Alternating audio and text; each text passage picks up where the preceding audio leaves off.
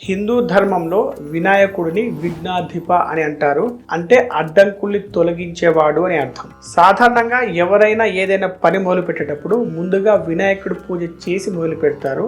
అందుకే ఆయనకు ప్రథమ పూజాయ అనే నామం కూడా ఉంది. తమాషా విషయం ఏంటంటే వినాయకుడికి పూజ చేయడానికి ముందు కూడా ఒక పసుపు వినాయకుడికి పూజ చేసి మొదలు పెడతారు. గణేశుడిని పూజించడం వల్ల ధనము విద్య ప్రాప్తిస్తాయని మనం నమ్ముతూ ఉంటాం. గణేష్ నవరాత్రులు అని మనం వినాయక చవితిని 9 రోజులు జరపడం ఆనవాయితీగా వస్తుంది. ఈ వినాయక చవితికి గణేశుడిని పూజిస్తూనే ఆయన నుండి మనం కొన్ని ఆర్థిక పాఠాలు నేర్చుకుందాం. ఆయన శిరస్సు నుండి పాదాల వరకు ప్రతిదీ మనకు ఒక పాఠమే. అంటే ఆయన రూపంలోనే కొన్ని స్ట్రాటజీలు దాగి ఉన్నాయని చెప్తూ ఉంటారు. ఆ స్ట్రాటజీస్ ఏంటో అవి మనకు ఏ విధంగా ఉపయోగపడతాయో ఈ వీడియోలో మనం తెలుసుకుందాం. ఈ ఛానల్ మీరు మొదటిసారిగా చూసినట్లయితే వెంటనే సబ్స్క్రైబ్ చేసుకుని పక్కనే ఉన్న బెల్ ఐకాన్ క్లిక్ చేయండి. మీకు ఈ వీడియో నచ్చితే లైక్ చేసి కామెంట్ చేయండి. మరియు తెలిసిన వారందరికీ షేర్ చేయండి. Number 1, Gajanana, wisdom and intelligence. గణేశుడి నామాల్లో ఒకటి గజానన అంటే ఏనుగు మొహం కలిగిన వాడు అని అర్థం. పెద్ద మొహంలో సహజంగానే పెద్ద మెదడు ఉంటుంది. అంటే ఆయన ముఖం విజ్డమ్ మరియు ఇంటెలిజెన్స్ కు చిహ్నం అనమాట.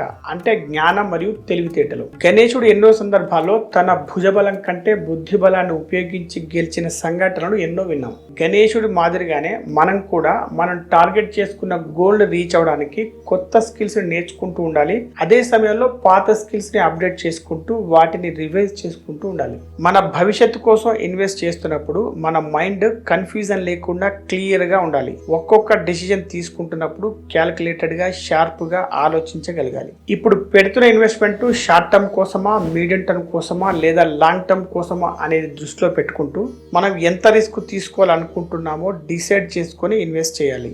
ఏ ఆలోచన లేకుండా ఇన్వెస్ట్ చేస్తే ప్రాఫిట్ రాదు సరికదా, ఉన్నదంతా ఊడ్చుకుపోయే ప్రమాదం ఉంటుంది. అందుకే ఫిక్స్డ్ ఇన్కమ్ జనరేటింగ్ ఇన్స్ట్రుమెంట్స్ లో పెట్టుబడి పెట్టాలా లేదా మార్కెట్ లింక్డ్ ఇన్స్ట్రుమెంట్స్ లో పెట్టుబడి పెట్టాలా అనేది ముందుగానే తెలుసుకొని దేంట్లో ఎంత రిస్క్ ఉంటుంది, దేంట్లో ఎంత ఇన్వెస్ట్ చేయొచ్చు అనేది క్లియర్ గా అర్థం చేసుకున్న తర్వాతే ఇన్వెస్ట్ చేయాలి. Number 2, Shurpakarna, good listening skills. గణేశుడికి ఉన్న ఇంకొక పేరు శూర్పకర్ణ అంటే పెద్ద చెవులు కలిగి ఉన్నవాడు లేదా చేటల మాదిరిగా పెద్ద చెవులు ఉన్నవాడు అని అర్థం. ఆయన ఈ చెవితోనే భక్తులు చెప్పే కష్టాలన్నీ విని వాటిని పోగొడతాడు. ఈ సింబాలిక్ రూపం మనకేం నేర్పిస్తుంది అంటే గుడ్ లిజనింగ్ స్కిల్స్. ఎవరు ఏం చెప్పినా దాన్ని శ్రద్ధగా వినాలి. అది మనకు సరిపోతుంది అనుకుంటే పాటించాలి, లేకపోతే వదిలేయాలి. కానీ ముందుగా వినడం అనేది చాలా చాలా ముఖ్యం. లిజనింగ్ స్కిల్స్ లేవు అంటే అక్కడ కమ్యూనికేషన్ ప్రాబ్లం ఉన్నట్టే.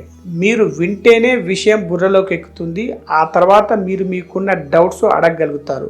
వినని వరకు డౌట్స్ ఎలాగూ రావు. ఉదాహరణకు మారుతున్న కాలానికి తగ్గట్టుగా కొత్త రకమైన ఇన్వెస్ట్మెంట్ పద్ధతి వచ్చింది అనుకోండి, ముందుగా మనం దాన్ని శ్రద్ధగా విని అర్థం చేసుకోవాలి. అంతేగాని మిడిమిడి జ్ఞానంతో కొత్తవి రిస్క్, వాటిలో లాభం రాదు అని ముందే డిసైడ్ చేసుకోకూడదు.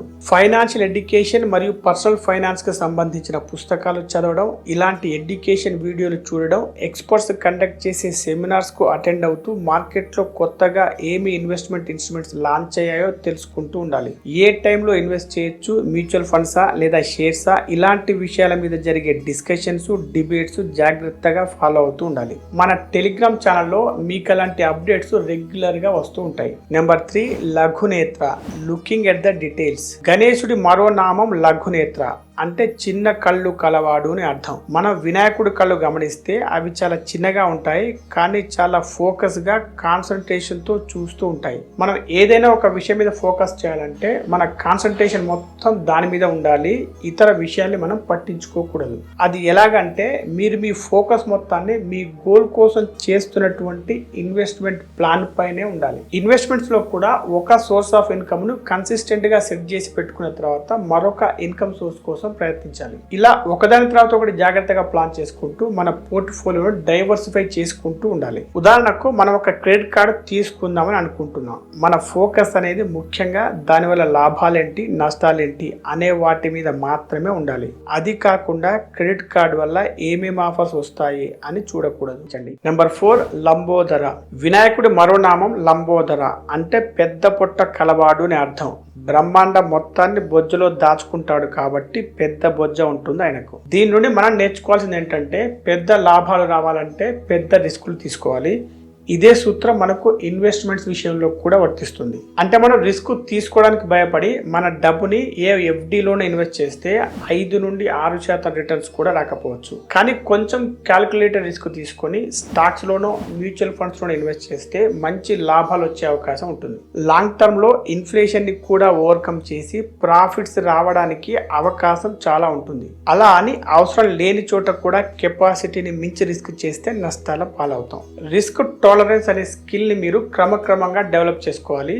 ఎక్కడ రిస్క్ తీసుకోవాలి, ఎక్కడ రిస్క్ తీసుకోకూడదు అనే విషయం మీకు ఎక్స్పీరియన్స్ మీదనే తెలుస్తుంది.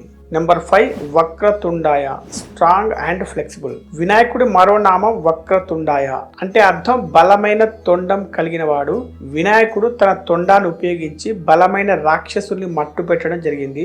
ఇంకొక వైపు వినాయకుడు తొండం ఫ్లెక్సిబుల్ గా కూడా ఉంటుంది. దాంతో ఆయన సున్నితమైన పువ్వుల్ని శివుడి పాదాల దగ్గర అర్పిస్తారు కూడా.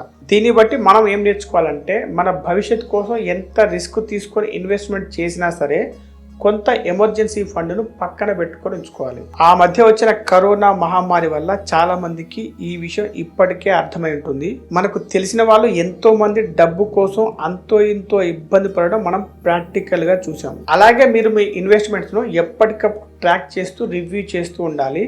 అనుకోని సంఘటనలు ఎదురైనప్పుడు ఆ ఇన్వెస్ట్మెంట్స్ మార్చడానికి అవసరమైన ఫ్లెక్సిబిలిటీని సాధించాలి. నెంబర్ 6, మూషిక వాహన, సింపుల్ లివింగ్ ఫ్రమ్ మౌస్. వినాయకుడి వాహనం ఒక చిన్న ఎలుక. ఇది మనకు నేర్పే పాఠం ఏంటంటే సింపుల్ లివింగ్, హై థింకింగ్. ఇది మనం మొదటి నుండి చెప్తూ వస్తున్నాం. ఇంపల్సివ్ పర్చేజెస్ లేకుండా, లగ్జరీ ఐటమ్స్ కొనకుండా ఆ డబ్బుతో ఇన్వెస్ట్మెంట్ చేస్తూ ఉండాలి. అదే సమయంలో హై థింకింగ్ చేస్తూ ఫైనాన్షియల్ ఫ్రీడమ్ కు అవసరమైన ఫైనాన్షియల్ ప్లాన్ ను తయారు చేసుకోవాలి. వినాయకుడు నేర్పిన ఈ ఆర్థిక పాఠాలని అర్థం చేసుకొని మీరు ఎలాంటి విఘ్నాలు లేకుండా మీ యాక్షన్ ప్లాన్ ను ముందుకు తీసుకెళ్ళండి. మీకు ఈ వీడియో నచ్చితే లైక్ చేసి కామెంట్ చేయండి, మరియు తెలిసిన వారందరికీ షేర్ చేయండి. Be rich, stay rich.